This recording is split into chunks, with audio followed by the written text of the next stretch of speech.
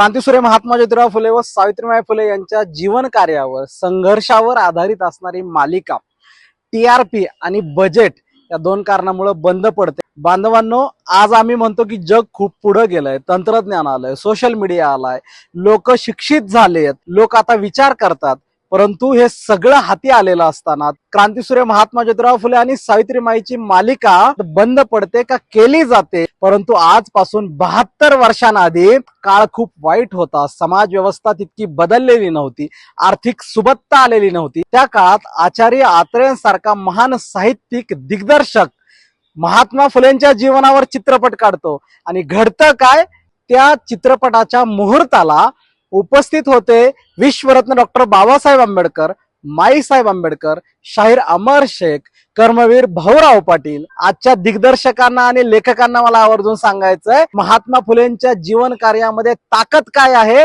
तर त्या चित्रपटाला मराठीतला सर्वोत्कृष्ट चित्रपट म्हणून राष्ट्रपतींच्या हस्ते पुरस्कार मिळतो आचार्य आत्रेयांना। 72 वर्षापूर्वी घडलेला हा इतिहास आणि आज आम्ही बदलत चाललोय, सुशिक्षित होत चाललोय। त्या काळात महात्मा फुलेंचा सावित्रीबाईंची मालिका बंद पडते का बंद पाडली जाते? काळ बदललाय, समाज पुढे गेलाय का नेमका कोणत्या दिशेने चाललाय, हा विचार करण्याची आज वेळ आलेली आहे।